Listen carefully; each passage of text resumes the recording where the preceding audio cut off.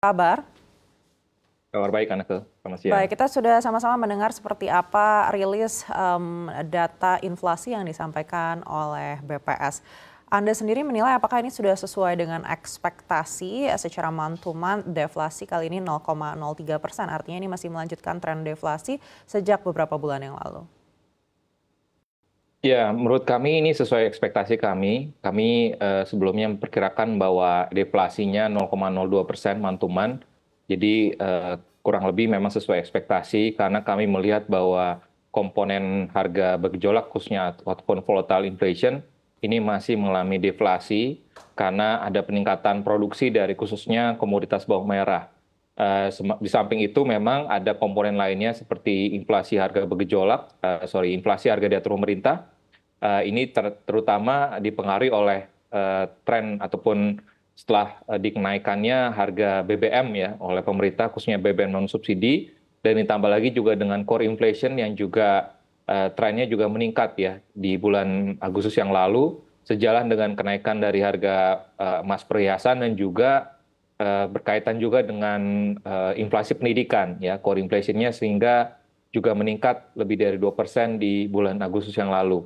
Sehingga memang secara keseluruhan data ataupun angkanya sesuai ekspektasi, namun yang perlu kita cermati adalah artinya ini dengan deflasi kembali di bulan Agustus, artinya ini kita sudah mengalami deflasi kurang lebih 4 bulan berturut-turut ya. 4 bulan berturut-turut ini kita mengalami deflasi.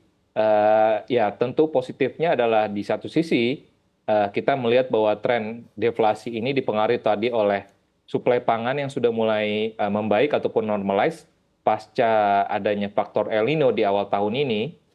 Namun juga kita perlu mencermati bahwa ada kecenderungan bahwa daya beli masyarakat pun juga ada kemungkinan ya trennya pun juga sudah mulai menurun, dan ini diperkuat lagi dengan data yang juga dirilis di hari ini pagi ini adalah PMI Manufacturing Indonesia kembali lagi masuk dalam fase yang kontraktif. Baik, tapi Pak Joshua, kalau tadi kita dengar yang disampaikan oleh BPS, kalau berdasarkan data selama 5 tahun terakhir, memang di setiap Agustus ini hampir selalu mencatatkan deflasi begitu. Apakah menurut Anda ini memang tren tahunan atau ada yang berbeda kali ini? Saya melihat justru malah semestinya ya di bulan Agustus itu karena sudah selesai pasca panen raya besar di bulan April, dan ini menjelang panen raya kedua ya biasanya di bulan September untuk panen raya berasnya.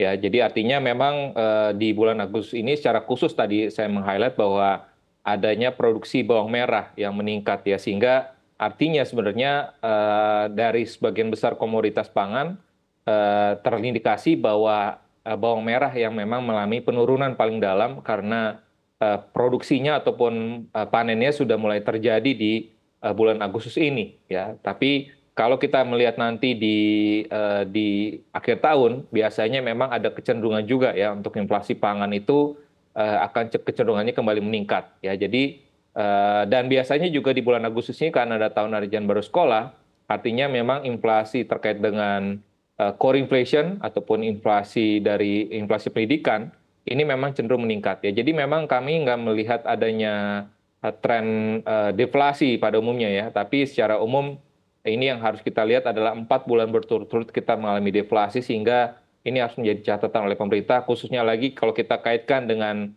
fenomena yang ada belakangan ini terkait dengan fenomena makan tabungan, lalu juga dari sisi jumlah kelas menengah yang menurun, yang disampaikan oleh BPS juga sebelumnya.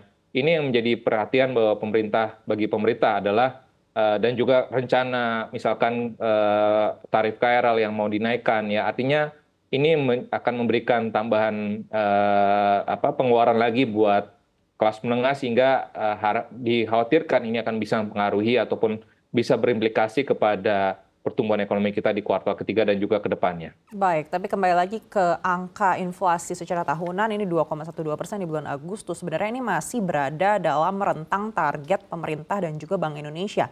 Anda melihat seberapa besar kita harus mewaspadai angka ini? Memang dari sisi data inflasi tahunannya masih di kisaran 2%, namun kalau kita melihat inflasi tahun kalender, tadi juga sudah disampaikan oleh BPS bahwa inflasi tahun kalender ini masih di bawah 1%.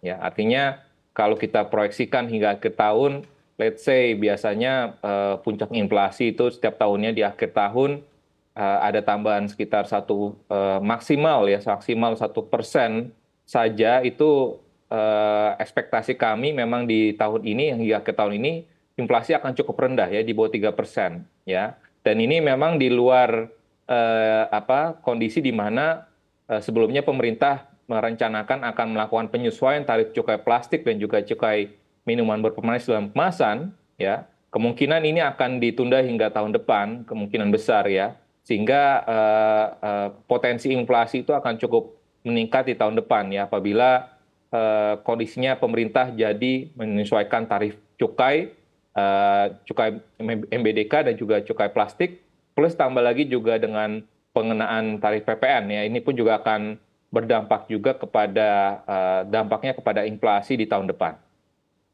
Baik, tapi hingga akhir 2024 menurut Anda angka inflasi atau deflasi dalam negeri ini masih akan sesuai target atau mungkin ada penambahan yang harus kita waspadai hingga saat ini?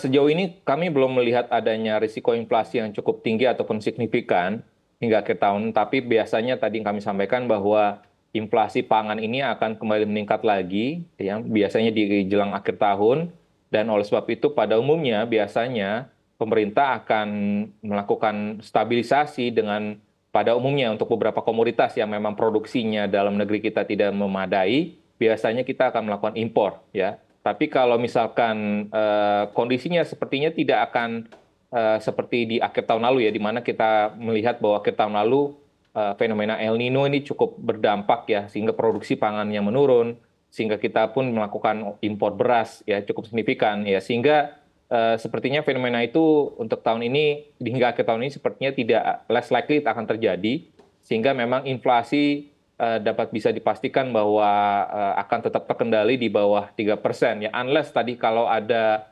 penyesuaian dari sisi harga diatur pemerintah ya. Tapi kalau kita melihat kemarin per 1 September yang ini saja pemerintah melakukan penyesuaian penurunan harga BBM secara umum, sehingga memang sepertinya kalau tidak ada gejolak lagi di pasar globalnya, terutama untuk harga minyak mentah dan juga harga pangan pada umumnya, sepertinya inflasi kita akan tetap terkendali di bawah 3%.